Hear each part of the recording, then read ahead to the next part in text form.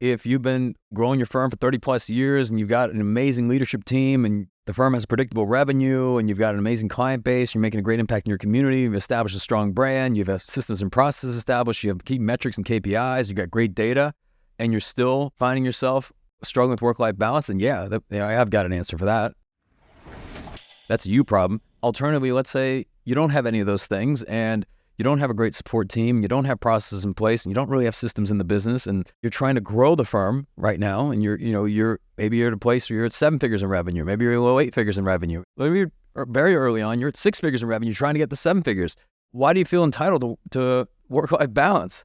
I mean, look, here's a simple way to get work-life balance. I mean, you own the business. It is your law firm. You decide what time you come in, and you decide what time you leave, and you decide how many clients you take on, and you decide how many people you hire, and you decide what investments you're going to make.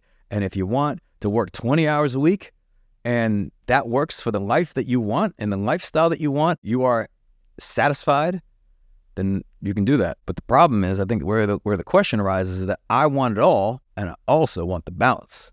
So meaning that I want a law firm that's going to be, growing and making a huge impact in our community, and I want to be able to bring in a lot of profit, and I want to be able to have an awesome life, and I don't want to work more than 40 hours a week.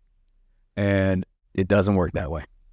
Now, I'd love it to sell you some fake-ass course about how you can, have some 5-step model to solving this problem overnight, but I'd just be bullshitting you.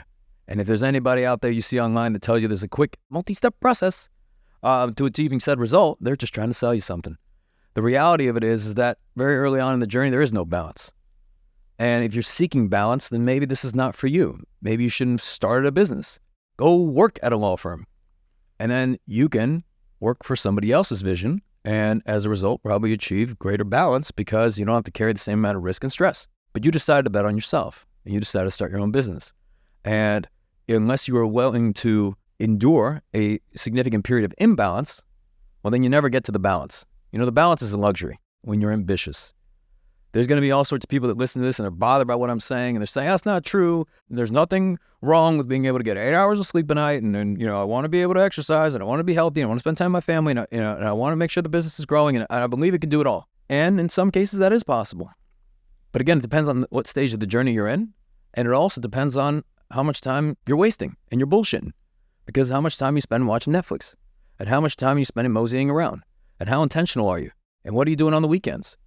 Because if you're trying to have it all before you have it all, well, then that's going to be very, very difficult.